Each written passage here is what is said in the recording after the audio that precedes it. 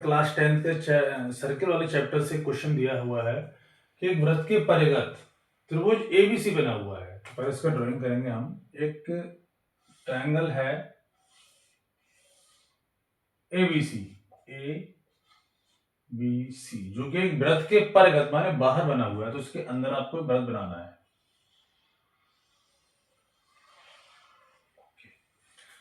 ठीक है, आगे दिया हुआ है जिसमें ए बी, जो ए बी है, जो त्रिभुज की भुजाएं हैं तीनों ए बी, बी सी और ए सी, इन तीनों की लंबाई आपको गिवन है। ए बी है आपका 10 सेंटीमीटर एंड बी सी है आपका 8 सेंटीमीटर और ए सी दिया हुआ है 12 सेंटीमीटर। टोटल लेंथ इनके आपको दिया हुआ है। एंड तो बीई, सी एफ और ए डी आपको निकालना। बीई कहां से आएगा? बी, अब ई आप यहां पर भी मान सकते हैं और यहां पर भी मान सकते हैं। किसी जगह आपको ई मानना पड़ेगा। बी ई माना गया। सेम सी एफ, इसको यहां पर हम सी एफ मान सकते हैं। And A D, A D, तो ये जो बीई है, जो आपके ई एफ और डी आपके ये स्पर्श बिंदु है, द पॉइंट ऑफ कॉन्टैक्ट। तो यहां से लेकर यहां तक इसको लंबाई आपको ज्ञात करनी है, बीई की, सी एफ की एंड एडी की। तो क्या करें इसके लिए? इनको जो भी लंबाई आपको ज्ञात करना है तो अपन कुछ मानेंगे एक्स वगैरह। उससे पहले एक थ्योरम है वृत्त की कि वृत्त के किसी बाह्य बिंदु से वृत्त पर खींची गई स्पर्श रेखाओं की लंबाइयां बराबर होती हैं।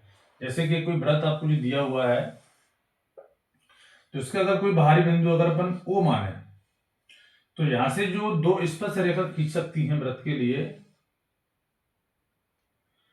मान लो ओ ए एंड ओ बी, तो बाहरी बिंदु से वृत्त तक, वृत्त के स्पर्श बिंदु तक जो खींची गई स्पर्श रेखा है, उनकी जो लंबाइयां होती हैं बराबर होती हैं। ओ ए जो होती है वो ओ बी के बराबर होती है।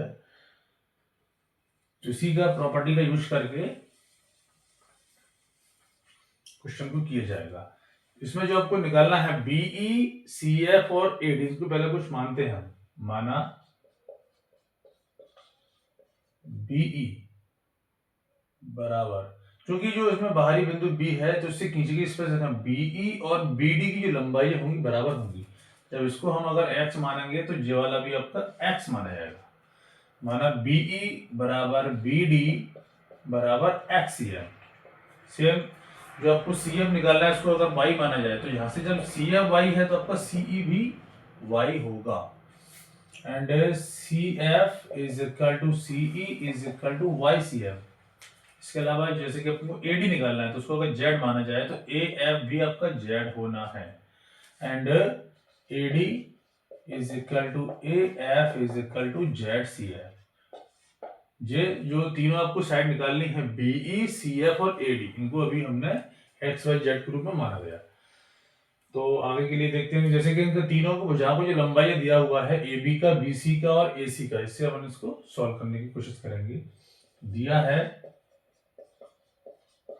ए बी, आपको दिया हुआ है ए बी इज 10 सेंटीमीटर। क्योंकि जो ए बी है, ए से लेकर बी तक की लंबाई आपकी बननी है एक्स और जेड के मिक्स से, मतलब जो आपका ए बी है वो एक्स प्लस जेड है, that is equal to 10 C M. Same BC की लंबाई आपको गिवन है 8 सेंटीमीटर। अब बीसी किससे बनना है? एक्स से और वाई से मिल गया। It means X plus Y is equal to 8 C M. And A C दिया हुआ 12 सी एम, तो ए सी बनना है आपका वाई और जेड से। Y plus Z is equal to given है आपको 12 सेंटीमीटर। अभी ये जो आपके पास तीन समीकरण है, एक्स जेड में, एक्स वाई में और वाई जेड में, ये एक एक लेटर छोड़ के आपको इक्वेशन दी गई है। अगर तीनों को अगर हम साथ में ऐड करते हैं तो आपको एक्स वाई जेड के रूप में एक सिंगल इक्वेशन आ जाएगा। तीनों समीकरण को जोड़ने पर, तीनों समीकरण को जो राइट हैंड साइड है उनको हम साथ में जोड़ते हैं, तो उसमें देखो आपका एक्स और एक्स दो बार है, मतलब कि आपको हो जाएगा 2x, और जेड एंड जेड भी दो बार दिया हुआ है, एंड y एंड y भी दो बार दिया हुआ है, इज इक्वल टू, तीनों को अपन यहाँ पे जोड़ेंगे, 10 को, 8 को और 12 को।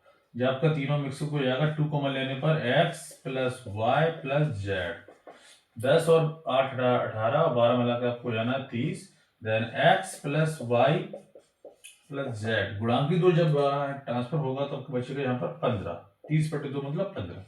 ये आपका एक ऐसा समीकरण आ गया इसमें आपका एक्स वाई और जेड तीनों एलिमेंट हैं। और चूंकि दो दो एलिमेंट वाले आपके पास इक्वेशन ऑलरेडी है, एक्स और जेड में भी है, एक्स वाई में भी है और वाई जेड में भी है, तो यहाँ से अगर हम इस मेन इक्वेशन में से तीनों को एक एक करके जब घटाएंगे तो आपका एक्स वाई जेड के तीनों के अलग अलग मान आ जाने हैं। जैसे कि अगर मान लो इस फर्स्ट कंडीशन को x plus Y plus z में से अगर हम फर्स्ट कंडीशन को माइनस करेंगे तो आपका एक्स जेड घटाने पर क्या बचेगा, वाई।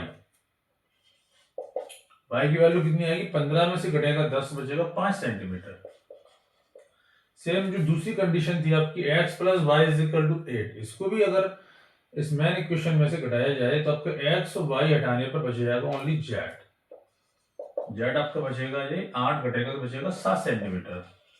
एंड तीसरी जो कंडीशन है y plus Z is equal to 12, इसको जब हम घटाएंगे तो वाई जेड हटाने पर बचेगा आपको यहाँ पर एक्स की वैल्यू, तो एक्स आपको निकालना है 15 में से 12 गए तो 3 सेंटीमीटर। जबकि एक्स वाई और जेड, एक्स वाई जेड का मतलब एक्स जो आपका है बीई की लेंथ है आपकी निकल चुकी है 3 सेंटीमीटर, वाई वाई का मतलब है आपका सी एफ जो आपको निकालना है, बीई आपका आ गया एक्स माने 3 सेंटीमीटर, सी एफ जो माना गया वाई वो आपका आ गया 5 सेंटीमीटर, एडी निकालना है, एडी माना गया आपका जेड वो आपका आ गया 7 सेंटीमीटर।